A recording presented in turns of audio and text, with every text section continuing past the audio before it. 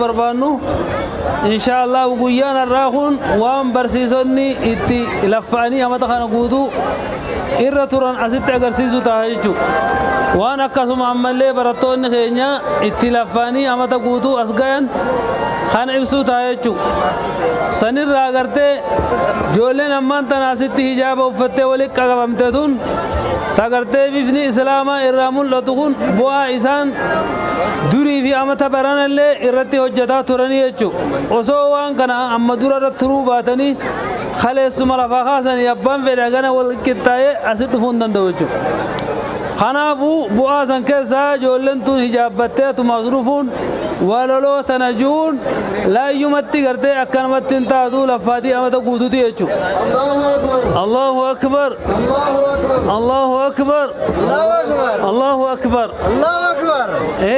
Ammas bu'aan gartee asitti ijoolleen tun baratuudha maal yoo jettan duniyaa irratti illee bu'aa guddaa jira. Ijoolleen tun yoo barumsa kana qabattee katti dalaydu taate fuulduraaf illee abdii irraa qabna nama gartee cimaa ta'u nama tokko nama uffayyadu kabiyya fayyadu kan hanne khazinaan goone kafarshoon duyne kadhalaa nama gartee nama duubaan naannesene nama gartee naamusaa tokko nama dalagatu argatu tokko barakatu gartee bakka ga'u tokko khashlabbee ta'e bakka hundaan ariyamne tokko ni ta'a jennee yaadna jechuun rabbi nu haa godhu. Warreen bakka diin kanatti baratan barumsa isaan irratti hoggaa gorsa diin kana itti hidhaatan nama faayidaa qabu tokko nama biyya tanaaf illee bu'aa qabu ufiif illee bu'aa qabu jennee yaadna jechuudha. Allahu akbar. Sanirra dabarsine inshaallahu ilmoon gartee asitti barattee ufiifi miti haadha abbaa ufiitillee nama bu'aa qabu ta'in jechuudha. Maaliif asitti baratan haadha abbaa keessanitti tola oolaa jechuudha. Asitti baratan haadha abbaa kan keetiin uf hin jiiniin jechuudha. Asitti baratan kabajaa haadha abbaa hoggaa wargadde eenyutti tola oola hoggaa jaan abbaa keetii ummaateeti jechuu baratanii jechuudha. Allahu akbar. Allahu akbar. Bu'aan gartee fuulduraaf asitti qabayyoo asitti baratan gaafa isin manguddoomtan haadha abbaan yoo gartee rakkinni tokko isin irra ga'e dhukkubsattan takka humna dhabdanii akka ammaan tana ijoolleen isinitti haajamtu kanatti itti haajamtan ka isin kabajan ka sadarkaa isinitti godhan tahaa jechuudha.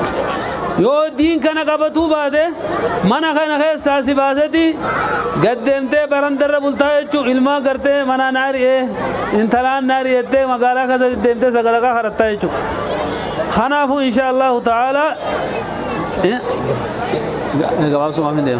kanaafuu bu'aa akkana qabaa madarasatti ijoollee barsiifatuuni inshaallahu akka barsiiftanii karaa booda inshaallahu yoo rabbii ilmaan kana haadha abbaa booda aanse numa aansa inneen niyyanna يا ربي قرت ارحمهما كما ربياني صغيرا يا ربي ساني رحمتك ولي كانت كارانا قد سنجانيدي رحمت اسني غلطني وقفي ادا اسني قراني جنيانا الله اكبر الله اكبر اكما قرت شي عباس ريفو دامه مدرسان قلبي تيسن كيسا بيجرا مدرسه قلبي تيسن كيسا دي فتني مدرسه خغندا تقوتي متي خور قلم سو قفا متي خ اسلام غوتتي هاتا وما وري كيسا جرتن اتقافتممان اسن الرجرا وري قران دغيسن وري اجان غرتن اكوا همدان جولتي برسيفتورن قبينيا غرتي اتخنون بير دابتني مدرسه خنا فول لافتني بكان گيسن سنينجا السلام عليكم ورحمه الله وبركاته.